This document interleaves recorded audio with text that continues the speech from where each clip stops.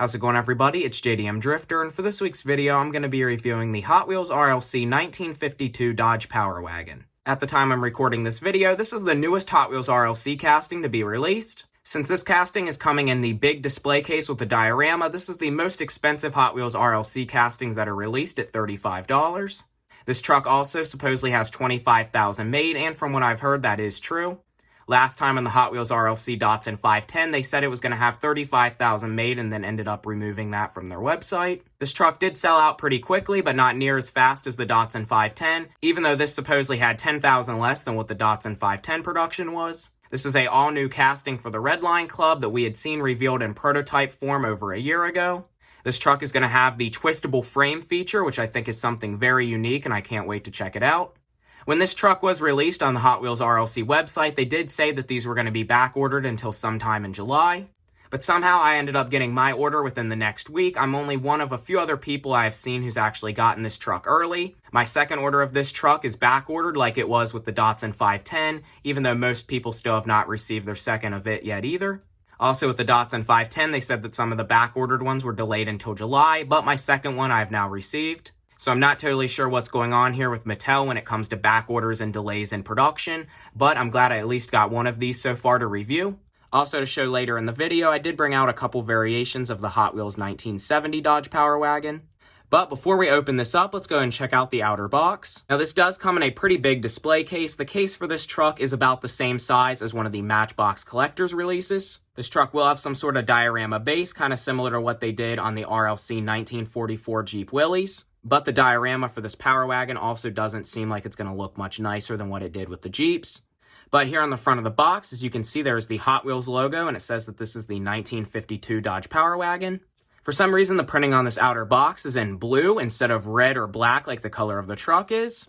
This is making me think that Hot Wheels is going to recolor the Power Wagon in a blue color and then reuse this box. There's also the Hot Wheel logo on the top of the box, and on the other side of the box, it shows the same thing. Here on this end of the box, it says that this is the Hot Wheels Dodge Power Wagon in the big font, and it says the same on the other end. Not much to really see here on the bottom of the box, other than I noticed here that there is a little square sticker covering where it says UKCA. That's usually printed on all Hot Wheel RLC packaging. I'm pretty sure that means that it can be mailed to the United Kingdom and Canada, but for some reason it's been covered up with the sticker this time. Also, one thing weird about this one as well is that this had tissue paper wrapped around this outer box here instead of covering the case. Typically, these have a tissue paper like the Matchbox ones covering the acrylic case, but this one had tissue paper wrapped around this box. I've noticed some other people who have received these already have had the same thing. I'm not sure why they did that or if there's actually tissue paper over the case this time, but I thought that was pretty strange. So let's go ahead here and open this up and see what it looks like.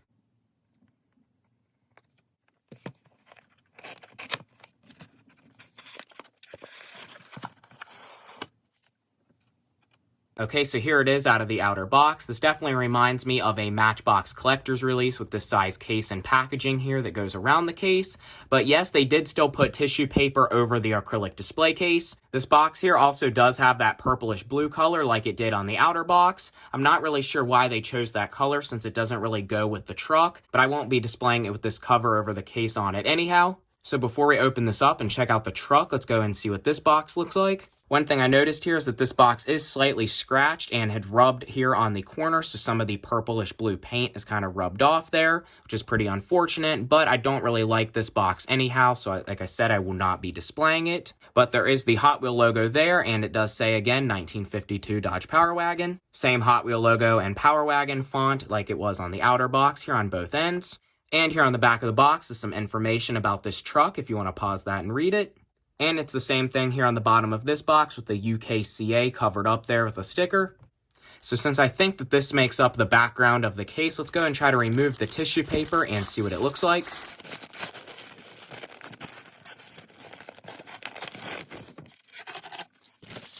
Okay, so there it is, the 1952 Dodge Power Wagon with this twistable frame on its diorama here. Definitely this diorama looks pretty cheap. It looks a little better than what it did with the Jeeps due to this being a little bit darker of a brown. And yes, it does look like this cardboard here does make up the background there, which you can barely see.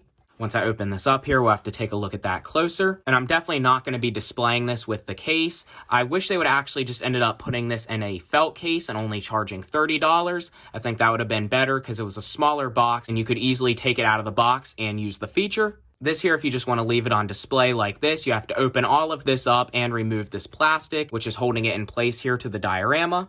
So you can see all 4 wheels are sitting on these raised parts here of the diorama, which have a groove in there to hold the wheels. So let's go ahead here and remove this outer box and check it out up close.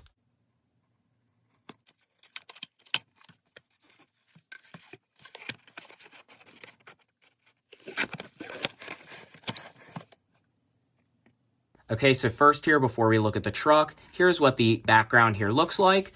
And now here's the 52 Power Wagon with all of the cardboard removed. There still is this background here that is onto the case. So you can see that this background here is just a piece of cardboard that is taped onto the back here. This is not even printed or anything onto the case. All they did is just tape this on so you can still have somewhat of a background if you display it without the box.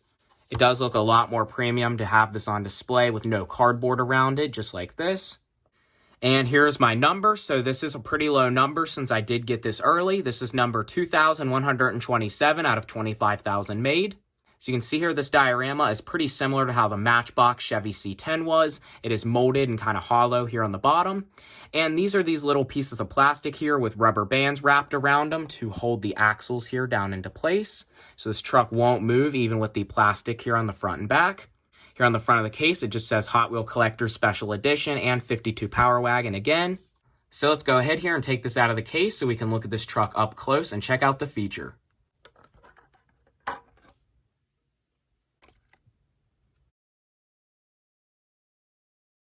Okay, so here's the truck now out of the case. As you can see, here's the kind of cheap diorama that they've made for this. Very unrealistic and cheap looking, not painted or detailed or anything. It's just molded in this brownish tan colored plastic. The truck, though, with the bed twisted and everything, does look pretty neat here up on display of this base. It would just be neat probably just to display it on the base alone. Okay, so here's the truck now finally out of the case. I have not messed with the feature yet, but as you can see, it is doing a 3-wheel here like a lowrider. I hope the suspension does work better than what their 64 Impala lowriders did. That suspension wore out very easily once you messed with it for a little bit and wore the chrome off the axles. I'm not sure exactly how they made this mechanism or made it work, but we're about to find out here how it actually functions. So as you can see here, here's what the bottom of the base looks like. So you can see here's where the swivel frame mechanism is. It does look like this piece here in the middle is plastic, so I hope that this does not make it wear out easy. This piece here in the middle looks like just molded black plastic, not chromed or anything. So it shouldn't have any plating wear off like it did on the lowrider. So let's go ahead here and twist it and see how it works.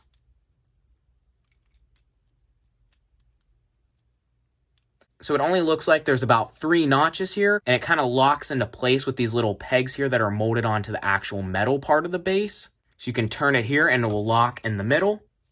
You can turn it this way where the entire rear of the bed here can actually move, and it actually does still roll. Or you can have it this way with the cab tilted, and same here kind of with the other side. You can have the bed raised up or the cab tilted. And it really doesn't feel like this feature is going to wear out. It is kind of caved in here in the middle, kind of similar to what some M2 machine trucks look like, but at least the feature actually does seem to work. I really don't want to keep messing with it just in case, but it does seem to stay pretty firm. So it looks like Mattel actually did a pretty decent job on this mechanism. And the truck does roll one way or the other, no matter what position you have this truck adjusted in. I'm not that big of a fan of vintage Dodge Power Wagons, but I do think they're a very unique truck. And the main reason I wanted this, and I think why most people wanted it, is just because of this cool feature. Having a feature like this is definitely a little more worth your money. Let's go ahead and take a close look at the details of this truck. This is not just the normal Spectraflame red. This is a dark Spectraflame red color that is called Oxblood Red. I'm pretty sure that this is the same color that was used on the Selection Chevy C10. That truck also did have the adjustable lowering and raising suspension that worked pretty well like this does. And of course, the Spectraflame red is painted over a chrome mirror finish. The bed and the cab are also all metal, as well as the base is all metal as well, painted in this gloss black. This truck also does have 3 rivets, 2 on the bed and 1 in the front, with this swivel frame mechanism here in the middle, which looks like it is part metal and plastic to make up this feature. Also, we do have some chassis details with some orange and silver detailing. It does appear that this truck does have a painted tan interior with a separate piece black dash with black steering wheel. It is pretty hard to see that, but it actually does look like it is painted and 2-piece interior. This truck just has normal clear tinted windows and an actual painted wood grain bed. I'm surprised they actually did that. It would have looked better if it was a decal like Matchbox does, but at least this is a painted piece of metal. Also, the base makes up the black fenders and side steps here, which are also painted in the same gloss black finish. This truck has detailed taillights, white Dodge lettering, door handles, Power Wagon badging, and headlights. The headlights, though, are a separate piece of plastic, unfortunately, that don't match the truck very well since they are just molded in a maroon color. On a couple of the pictures Mattel was showing on their website, some of these trucks didn't even have headlights. I'm hoping some don't actually come like that, and that was just a mess up on their website. It also does have silver Dodge badging here in the front, and a little winch mechanism here in the front, which is also detailed silver and orange, just using some of the same paint they used for the chassis detailing. This truck has the TE37 6-spoke style wheel molded in black plastic with a chrome lip with the off-road style rubber tire. And this truck does roll very nice and smooth. So Hot Wheels has done a few different types of Dodge Power Wagons in the past. What I brought out to show here is 2 variations that I have of the Hot Wheels 1970 Dodge Power Wagon. This Hot Wheels 1970 Dodge Power Wagon casting was first released in 2011. When this truck was new, it started out as a all-metal with Real Rider Tire Premium in the Hot Wheels Garage series. This truck had never actually made it to Hotwheels RLC, but in 2013 for the 27th Annual Hot Wheels Collectors Convention, this was a pink party car in Spectre Flame Hot Pink. And the next version that they had released of this truck was in 2015 in metallic purple, and it was for the 29th Annual Hot Wheel Collector Convention as well. This casting here was released in a Walmart exclusive set in 2018, which was the Mopar set. This was the last time in a basic style series the 70 Dodge Power Wagon was going to actually be all metal with this Zamac raw metal base. This truck was only $1 just in a normal Walmart set, and it was pretty surprising even in 18 that this truck was still all metal. At that time, they had not had a retool of it yet to have a plastic base. The next version they had released of this truck was this casting here in 2019, also in a basic Walmart set of the American Pickup series. When this truck was released in the Walmart American Pickup set, they decided to retool the base with this chrome plastic one. This truck's definitely a lot lighter and feels a lot less premium, but I'm not surprised Hot Wheels did this. This was a lot of metal that they used for this truck to only be $1. Now that this truck's had the plastic base retool, since 2019, this truck's been reused in the basics multiple times. These are the only 2 colors that I actually do have here of the 1970 Dodge Power Wagon. So now I'm going to go ahead here and put this on the turntable, and I think that'll be about it for this video.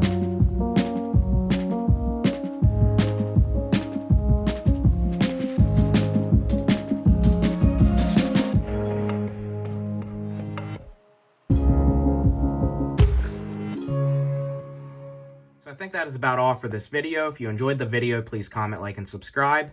And if you haven't already, please check out my other most recent video on the RLC Golf Datsun 510. It's definitely a pretty cool truck. I definitely like the feature of this. It seems to work pretty well and is great for display. Just don't really like the diorama or the background that they included with this. And this truck was pretty expensive. I'm not sure when the other back-ordered ones will mail. They could mail in a couple weeks, or it could be all the way until July like they were saying.